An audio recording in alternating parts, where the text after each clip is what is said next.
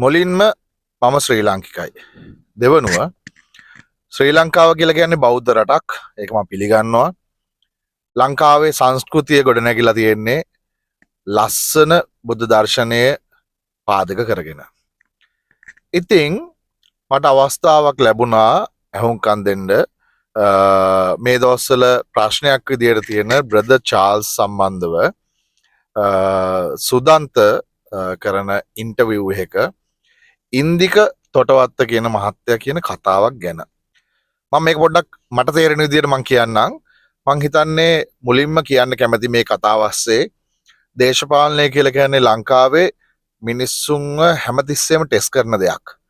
මං හිතනවා මේ කතාව ඇස්සේ දේශපාලනය අඩු වැඩි වශයෙන් හොඳටම තියෙනවායි කියලා.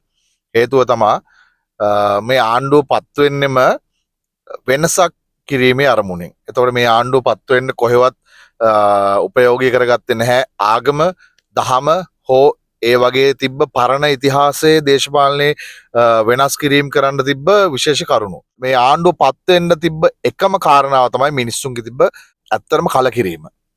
ඒ නිසා මම කියන්න කැමතියි මේ සිද්ධ වෙන දේවල් පසුපසත් අනිවාර්යයෙන්ම දේශපාලනය තියෙනවා. මම එතන ඉඳලා ඉන්නම් ආපහු ඉන්දික තොටවත්ත මහත්තයා ගාවට. එතුමා කියනවා වෙන ආගමක් පිළිගන්න කෙනෙකුට තවත් ආගමක් විවේචනය කිරීම ප්‍රශ්නයක් නැහැලු. හැබැයි අගය කිරීමක් කරන්න සීමාවල් තියෙනවලු. මේක මොනවා ගැනද කතා කරන්න කියලා බැලුවොත් දැන් මේ බ්‍රදර් චාල්ස් කියලා කියන්නේ කතෝලිකෙක් හැටියට තමන්ව හඳුන්වා දෙනවා.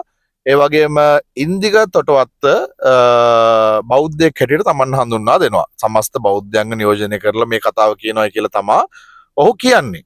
හැබැයි මෙතන තියෙන ප්‍රශ්නේ ඇත්තටම මේ ලංකාවේ ඉන්න බෞද්ධයෙක් නොවන කෙනෙක්ට මේ බුදු දහම එහෙම නැත්නම් බුද්ධ දර්ශනයේ තියෙන දේවල් අගය කරන්න බැරිද?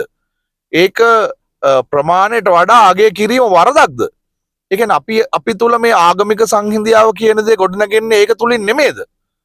එතකොට ලංකාව බෞද්ධ රටක් කියලා කිව්වහම අපි කරන්න ඕන අපේ ආගම අදහගෙන විතරක් ඉන්න එකද? බුදු දහමේ තියෙන හොඳ දේවල් අපි දකින්න ඕනේ නැද්ද? මම දැක්ක ඒ ඉන්ටර්විව් එකේ ඔහු ප්‍රකාශ කරනවා එහෙම ප්‍රැක්ටිස් කරනවා නම් බුදුදහම මොකද්ද ප්‍රැක්ටිස් කරන්න කියලා කියන්නලු. ප්‍රේමය ගැන ප්‍රැක්ටිස් කරනවා නම් ප්‍රේමය කතෝලික දහමේ නැද්ද කියලා අහනවා. එහෙමයි මහත්තයෝ. මට තේරෙන හැටියට මම දන්නේ මම ඔබතුමා තරම් කොහොමත් උගතෙක් නොවන්න ඇති. මට තේරෙන හැටියට නම් ඕනෑම ආගමක් දහමක් තුලින් මිනිස්සෙගේ හික්මීම තමයි ප්‍රැක්ටිස් කරවන්නේ ඉදිරියට අරන් යන්න. මම හිතනවා බහුතරයක් ආගම් දහමවල් කියන දේවල් අස්සේ මිනිස්සෙගේ හික්මීමට තමයි ඒක ප්‍රයෝජනයක් වෙන්නේ. ඒක කතෝලික දහමේ තියෙනවා නැත්තේ නෑ. නමුත් ඔබතුමා මම දැක්ක මේ වැඩසටහන පුරාවටම කතෝලික දහමේ තියෙන එහෙම නැත්නම් අපේ තියෙනවා පුරාණ ගිවිසුම මම කතෝලිකෙක්. අපේ තියෙන පුරාණ ගිවිසුම නව ගිවිසුම කියලා මේක ගැන අදහස් දක්වද්දී ප්‍රශ්න මතුවෙන තැන් ගොඩාක් තියෙනවා. මොකද හේතුව ඔබතුමා මම හිතන්නේ පුරාණ ගිවිසුමේ තියෙන සමහරක් වගන්ති අරගෙන සමූල ඝාතනය කරන දෙවියන් වහන්සේ කියලා තියෙනවා. ඒතර ලෝකයේ මැවීම ගැන මේ වගේ දේවල් ගැන ඔබතුමා කතා කරනවා. නමුත් ඇත්තටම බයිබලයේ කියන පුස්තකය මං හිතනවා කතෝලික වශයෙන් විශේෂයෙන්ම ඒ ඉන්න අයට ලැබිලා තියෙන්නේ මේ හොඳ නරක කියන එක වෙන් වශයෙන් තේරුම් ගන්න. මම එක උදාහරණයක් දෙන්නම් ඒක බයිබලයෙන්ම අරගෙන.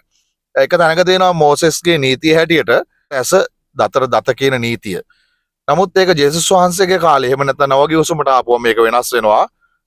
තමන්ගේ එක කඹුලකට කවුරු හරි පහර දුන්නොත් ඔහුට අනිත් කඹුලත් හරවන්න කියලා. ඒතර මේ කතා දෙකම තියෙන්නේ අපි ඔය කියන බයිබලේ. මේකේ කියවීම හරහා මිනිස්සුන්ට තේරුම් ගැනීමේ හැකියාව ලබා ගන්නත් මේ සිද්ධීන් තුල මිනිස්සුන්ට අවබෝධය ලබා ගන්නත් තමයි මේවා මේ විදිහට පුස්තකයක් විදිහට ඇවිල්ලා තියෙන කියලා මම හිතනවා. මගේ පෞද්ගලික අදහස මේක. නමුත් බුදුදහමේ තියෙන ගොඩාක් දේවල් මම පවා පෞද්ගලිකව බුදුදහමට ගොඩාක් ගරු කරන මිනිස්සෙක්. පන්සලකට ගියාම මට ශාන්තියක් ලැබෙනවා. නමුත් පල්ලියකට ගියාම ශාන්තියක් ලැබෙන්නේ නැති එක නෙමෙයි එකෙන් කියවෙන්නේ. ඇයි ඕගොල්ලෝ මේ විදිහට ආගම් දහම් අතර මේ විදිහට මිනිස්සුන්ගේ අස්සේ වෛරයක් ගොඩනගන්න හදන්නේ? මේකෙන් මොකද්ද බලාපොරොත්තු වෙන්නේ? මම මේ කතාව කියන්න උත්සාහ කරන්නේ මේකේ ආරම්භයේදී දේශපාලනික වශයෙන් මිනිස්සු අස්සේ මේ හදන්න ආය උපයෝගී කරගෙන යන මේ බෙදීම ඇති කරන්න දෙන්න එපා. ඕනෑම ආගමකට ඕනෑම දෙයකට කරු කරන්න. මං හොඳ උදාහරණයක් තව එකක් දෙන්න. මම ඇත්තටම ඉස්ලාම් ආගමේ තියෙන ගොඩාක් දේවල් වලට කරු කරනවා. විශේෂයෙන්ම ඔවුන් උපවාස කාලේ ගත කරන හැටි නැත්නම් විශේෂයෙන්ම සිකුරාදා දවසේ ඔවුන් බහුතරයක් හැකි සෑම කෙනෙක්ම අනිවාර්යයෙන්ම තමන්ගේ ළඟ තියෙන පල්ලියකට යනවා. ඒ තියෙන හික්මීම ඇත්තටම ගරු කළ යුතු දෙයක්. ඉතින් ඒ ආගමත් දහමත් තුලින් ලැබෙන හොඳ දේවල් වලට හොඳයි කියලා කියන්න කට අරින්න පුළුවන් විදිහේ මිනිස්සෙක් වෙන්න. බුදු දහමත් ඒ වගේම ගොඩාක් හොඳ දේවල් තියෙනවා. ඉතින් අපි ඉන්න බෞද්ධ රටක් නිසාවෙන් අපිට බුදු දහම ගැන වැඩිපුර දේවල් ලබා ගන්න හැකියාවක් තියෙනවා. මම හිතන්නේ මේ වැඩසටහන සුදන්ත මහත්තයත් එක්ක ඉන්දික තොටවත් මහත්තයා කරලා තිබ්බේ බ්‍රදර් චාල්ස් කියන පුද්ගලයා මේ බෞද්ධ ආගමේ ඉන්න අයව වෙනත් ආගම් වලට හරව ගන්නවයි කියලා කියන සාධකයේ මත ඉඳලා. නමුත් මම හිතනවා ඒක ඔප්පු කරනවා කියලා කිව්වට ඔව් ඒක ඔප්පු කරේ නැහැ. ඔප්පු කරන්න තරම් ඔහු ගාව සාධක නැහැ. ඔහු නිකාං මේ ආගම් දෙක අතර තියෙන බෙදීම ඇති කරන්න අවශ්‍ය කරන දේවල් ටික කිව්වා කියලා විතරයි මට හිතෙන්නේ. ඕගොල්ලෝ තීරණය කරන්න මින් ඉදිරියට මේ ආගම් වාදය එහෙම නැත්නම් ජාතිවාදය අවස්සන මේ මිනිස්සුන්ගේ පිටිපස්සෙන් ගිහිල්ලා හිට ගන්න එපා. මේ වගේ දේවල් වලට නැවතත් ලංකාවේ හිස ඔසවන්න අවස්ථාව ලබා දෙන්න එපා කියන එක තමයි මගේ ඉල්ලීම.